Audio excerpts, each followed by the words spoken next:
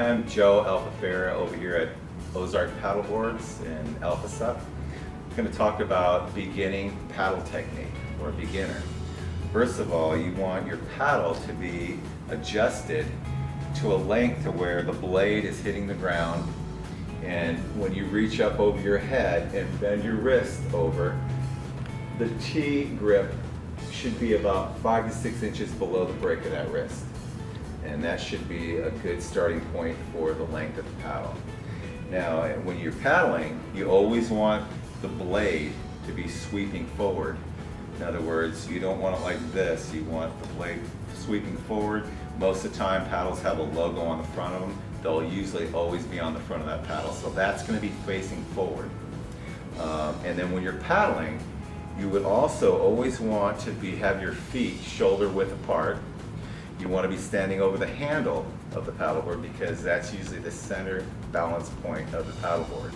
That's where you're going to be most stable on that paddleboard. Your posture as far as paddling, you would want your knees just slightly bent, your lower back tucked in, your hips just slightly swung back. Tuck your lower back tucked in a little bit just to protect your back so you're not straining your lower back. One hand on the T grip, and that's the opposite hand on the opposite side that you're going to be paddling on. The other hand would be down far enough on the shaft of the paddle to where when you raise this paddle over your head, you're going to have a 90-degree break in each elbow. So it's going to look about like that. Now we're ready to go ahead and proceed with the paddle. I'm maintaining that posture I explained earlier. My goal is to reach out, dig the paddle into the water. I want to dig it in deep enough to where I'm about 2 to 3, maybe even 4 inches above the blade. So I'm completely immersing the paddle blade into the water. A lot of times the mistake beginning paddlers make is they only get a half of their blade in or even 3/4 of the blade in. Therefore, when they pull, they're pulling air and they're not getting the full strength of a paddle, of a paddle pull. And they're working a lot harder than they need to be working. The other thing is when you're paddling, you're dipping in, you're pulling along the rail of the paddleboard, the hand that's on the T grip and the hand that's lower is over the top of the lower hand. So you're pulling and pushing at the same time.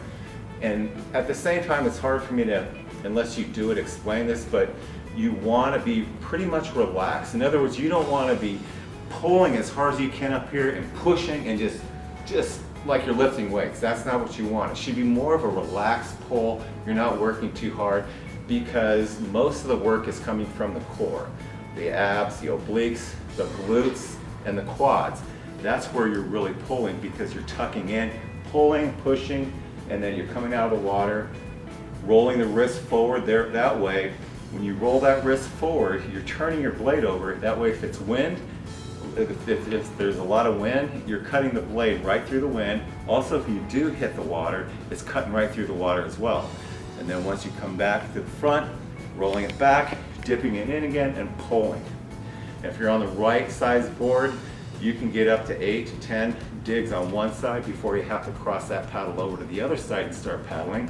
When you do, you're done with that last pull, bring the paddle in front of you, put the opposite hand underneath the bottom hand, slide that hand to the top of the T grip, and proceed with the same technique on the opposite side.